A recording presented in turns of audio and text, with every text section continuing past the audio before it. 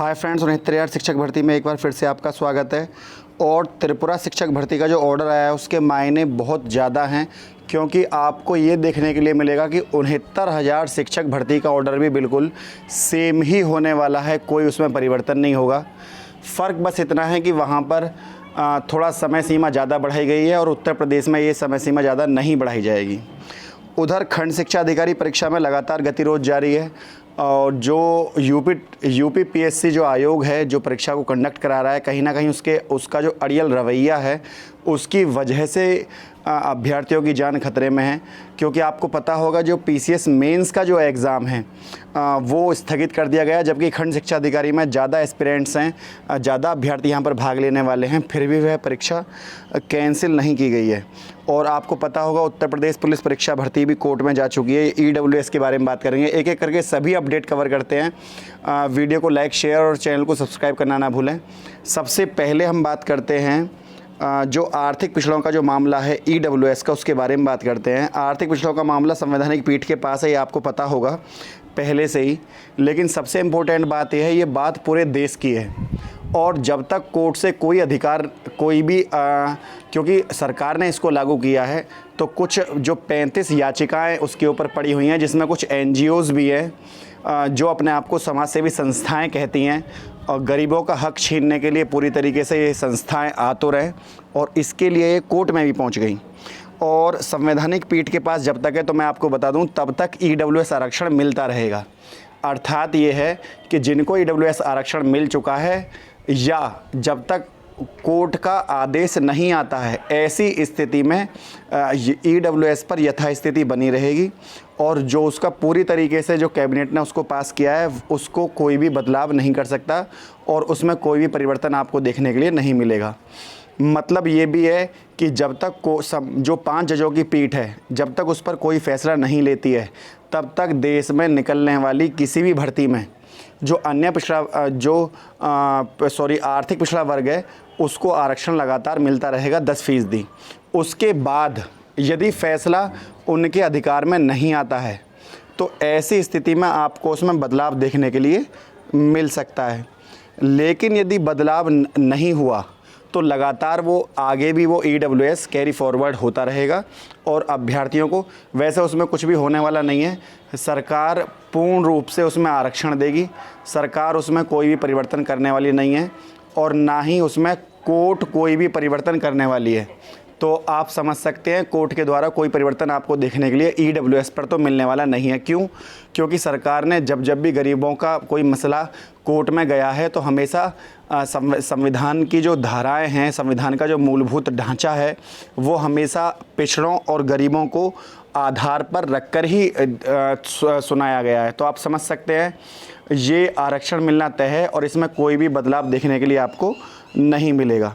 उधर सामान्य वर्ग के आर्थिक रूप से कमज़ोर ईडब्ल्यूएस लोगों को नौकरी और दाखिले में 10% आरक्षण देने के मामले में सुनवाई अब 5 जजों की संविधान पीठ करेगी। उच्चतम न्यायालय में 3 जजों की पीठ ने बुधवार को यह फैसला किया है। न्यायमूर्ति एस.ए. बोबड़े की बेंच ने 31 जुलाई 2019 को इस मामले में फैसला सुरक्षित रखा था। शीर्ष अदालत में दायर याचिका में केंद्र ने इस फैसले को चुनौती दी थी। मुख्य न्यायाधीश एस.ए. बोबड़े की अध्यक्षता वाली 3 न्यायाधीशों की पीठ ने कहा कि एक बड़ी पीठ 35 याचिकाकर्ताओं द्वारा दायर याचिका पर सुनवाई करेगी। मतलब एक पीठ तो उसमें से सुनवाई करेगी जो 35 याचिकाएं पड़ी हैं। उसके अलावा गैर सरकारी संगठनों, जनहित अभियान, यूथ फॉर इक्वलिटी, जैसा आप समझते हैं यूथ फॉर इक्वलिटी, जहाँ तक ये इक्वलिटी की बात करते हैं और ऐसी संस्थाओं ने गरीबों की जो आरक्षण मिल रहा है इसके ऊपर आघात किया एक तरीके से। 33 अन्य लोगों के साथ यह याचिका दायर की है। याचिका में संविधान 103 संशोधन अधिनियम 2019 को रद्द करने की मांग करी है और कहा गया है कि आर्थिक मानदंड आरक्षण के अनुसार एकमात्र आधार नहीं हो सकता। मतलब इनका ये कहना है कि आरक्षण लेने के लिए केवल गरीब होना आवश्यक नहीं है, इनके अनुसार उसकी जाति भी गरीब होनी आवश्यक है।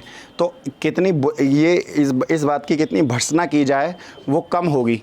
मतलब इन्होंने ये कहा है संविधान वहाँ पर कोर्ट में याचिकाकर्ताओं ने कि आरक्षण लेने के लिए केवल गरीब होना केवल ये एक पात्रता नहीं है आरक्षण की, गरीब होने के अलावा उसमें और भी गुण होने चाहिए ताकि उसको आरक्षण मिले। तो ये हमारे देश में ऐसी चीज़ें चलती रहती हैं, पर फिर भी लोगों की सोच और समझ है, इसके बारे में आप क्या कर सकते हैं। कहीं ना कहीं इन्हें यहाँ पर हार का मुंह देखना मिलेगा, आप देख लेना।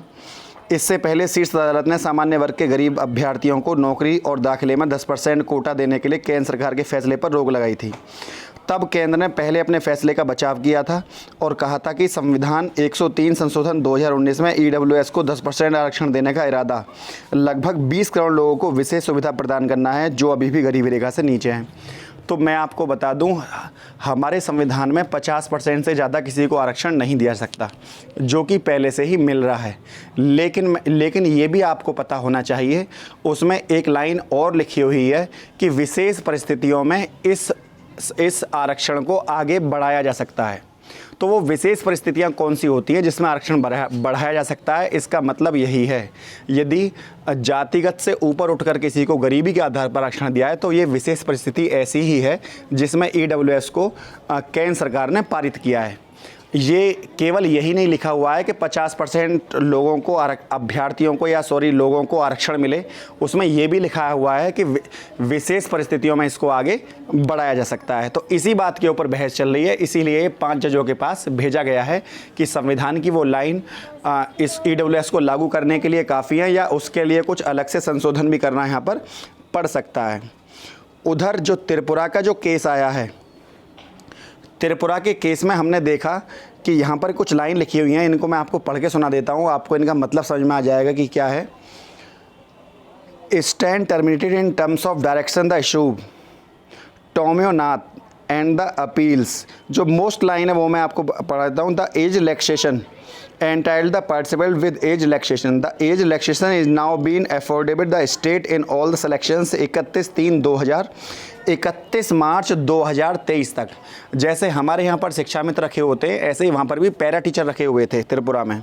तो उन्होंने जब केस किया परमानेंट होने के लिए और लिस्ट को ऊपर नीचे करने के लिए, तो वहाँ पर साफ साफ कह दिया गया कि आप केवल इंटरव्यू या साक्षात्कार के आधार पर किसी को नौकरी नहीं दे सकते। मतलब उसमें साफ मना कर दिया गया है कि आप किसी को भी आरक्षण केवल साक्षात्कार के आधार पर नहीं दे सकते, आपको उस पात्रता को क्वालिफाई करना होगा जो कि स्टेट गवर्नमेंट ने रखी है। जैसे कि 69,000 शिक्षक भर्ती में 60% कट ऑफ रखी गई थी, या कुछ भी कट ऑफ होनी आवश्यक है, तो ऐसा ही। लेकिन उसने और साथ में ये भी ऑर्डर दिया गया है कि जो अभ्यर्थी हैं उनको एज में रिलैक्स दिया जा सकता है, वो आगे भी भर्ती देख सकते हैं, वो मतलब 3 साल नौकरी वो और देख सकते हैं 2023 तक। लेकिन उनको भर्ती में कोई भी सीधे उनको नौकरी नहीं दी जा सकती, उनको वो क्राइटेरिया तो पास करना ही होगा जो कि स्टेट गवर्नमेंट तय करेगी।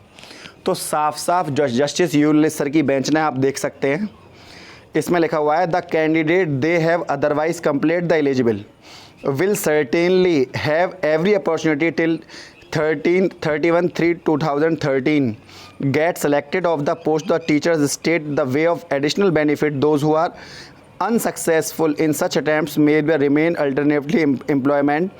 In our view it does not amount any degradation. तो आप समझ सकते हैं, साफ साफ कह दिया है कि उनको और कहीं और कोई छूट नहीं दी जा सकती, केवल उनको एज में रिलैक्स यहाँ पर दिया जा सकता है। और ये भी लिखा हुआ है as we made clear the order dated 7/2/2020 we have considered submission which were we strictly confined said questions. मतलब जो पहले क्वेश्चन पूछे गए थे उसके आधार पर ये चीज़ स्ट्रिक्टली फॉलो होने चाहिए, उस चीज़ को कोई काटेगा नहीं। और क्योंकि ये और जस्टिस यू ललित सर की बेंच ने ही ये फैसला यहाँ पर सुनाया है, जो अपने आप में एक इम्पोर्टेंस रखता है। उधर बदायूं पे डॉक्यूमेंट वापस हो रहा है, ये मैंने आपको पहले ही बता दिया था। और खंड शिक्षा अधिकारी परीक्षा का लगातार विरोध जारी है इसके बारे में। उधर जो कांस्टेबल की भर्ती है, अब इस पर 14 सितंबर को सुनवाई होनी है। 2018 की कांस्टेबल भर्ती थी जिसमें 49,568 अभ्यर्थियों का मामला है।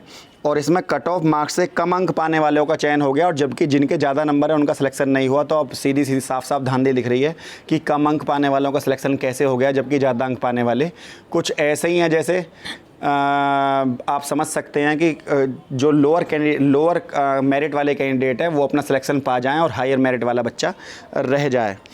तो फ्रेंड, 69,000 शिक्षक भर्ती में सबसे इम्पोर्टेंट चीज़ यही है कि 22,000 सीटों को जोड़कर जो याचिका पड़ने वाली है तुरंत ही आपको देखने के लिए मिल जाएगी 2-4 दिनों में। ऑर्डर आने के लगभग 5-6 दिन के अंदर आपको 22,000 सीटों से संबंधित याचिका इस पर डल जाएगी। उधर एमआरसी के केस पर सरकार क्योंकि ब्यौरा नहीं दे रही है तो कहीं ना कहीं प्रॉब्लम है। कुछ बच्चे कमेंट बॉक्स में लिख रहे थे कि सर आप शायद ओबीसी हैं, आप इसलिए क्योंकि सरकार मतलब वो जातिगत आधार पर उसको जोड़कर देख रहे थे। तो मैं उनको बता दूं, मैंने कभी नहीं चाहा कि चयन सूची बदले, पर यह भी बात सत्य है कि किसी के साथ गलत ना हो। मतलब कोई भी अभ्यर्थी किसी भी जात का हो, किसी भी जाति विशेष का हो, उनको किसी भी तरीके से उनको चयन सूची से बाहर ना निकाला जाए। और यदि सरकार कुछ बदलाव करना चाहती है तो सरकार उसमें उतने पद जोड़कर उसको आगे ले जाए। लेकिन हाँ, यदि कोई अपात्र है और वो गलती से नौकरी पा गया है तो उस अपात्र व्यक्ति को निकालकर बाहर फेंक दिया जाए। आप किसी भी मुद्दे को पर्सनली ना लेकर उस चीज़ को ऐसे देखें कि जो उस नौकरी का प्रबल दावेदार है, सबसे पहले नौकरी उसको मिलनी चाहिए।